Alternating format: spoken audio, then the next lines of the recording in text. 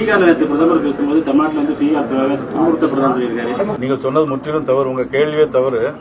ஏற்கனவே பீகாரிகளை பற்றி இங்க யாரும் இருக்க விட மாட்டோம் முதலமைச்சர் சொன்னதை தான் இன்னைக்கு பிரைம் மினிஸ்டர் மோடி அங்க பேசியிருக்காங்க. பீகாரிகளை பற்றி தவறாக பேசியது இன்னைக்கு பதிவில் இருக்கிறது.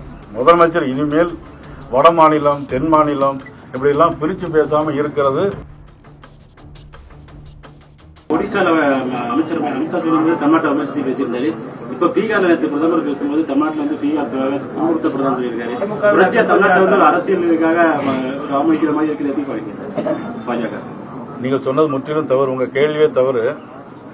பீகாரில் உள்ளவங்களை இங்க நமது முதலமைச்சர் ஏற்கனவே பேசியிருந்தாங்க. உங்களுக்கு ஞாபகம் இருக்கும். முதலமைச்சர் பேசினதுதான் மேற்கோள் காட்டினாங்களே தவிர பீகாரிகள் இங்க வந்தேரிகள் யாரும் இங்க இருக்க முடியாது அப்படிங்கிற மாதிரி முதலமைச்சர் பேசுறதை நீங்க மறந்துட்டீங்க. அதைத்தான் மேற்கோள் காட்டி பாரத பிரதமர் அவர்கள் சொல்லி இருக்கிறார்கள். ஒடிசாவில் பேசியது ஒடிசாவில் தமிழர் ஒருவர் சாவியை கொண்டுட்டு போயிட்டாருன்னு சொன்ன விதமாக இருக்கட்டும், அல்லது அங்க தமிழர்களுடைய உணவு முறை குறித்து ஒரு வீடியோ வெளியிட்டதாக இருக்கட்டும், அதை இந்த நேரத்தில் வேறொரு மாநிலத்தினுடைய தேர்தல் பரப்புரையின் போது பேச வேண்டிய தேவை என்ன இருக்கிறது? இல்ல முதலமைச்சர் சொன்னது தான். முதலமைச்சர் அவர்கள் ஏற்கனவே பீகாரிகளை பற்றி இங்க யாரும் இருக்க விட மாட்டோம் முதலமைச்சர் சொன்னதை தான் இன்னைக்கு பிரைம் மினிஸ்டர் மோடி அங்க பேசியிருக்காங்க. அது மட்டும் இல்ல, இன்னைக்கு நாங்க பீகார்ல பாரதிய ஜனதா கட்சி தேசிய ஜனநாயக கூட்டணி 101 இடத்துல நிக்கிறோம். அங்க நிதிஷ்குமார் எங்களுடைய கூட்டணியில 101 இடத்துல நிக்கிறாங்க. மீதி சிறு கட்சிகள் நிக்கிறாங்க. ஆனா இப்ப பீகார்ல இன்னைக்கு அந்த INDI அப்படிதான் சொல்லணும். INDI தான் சொல்லணும்.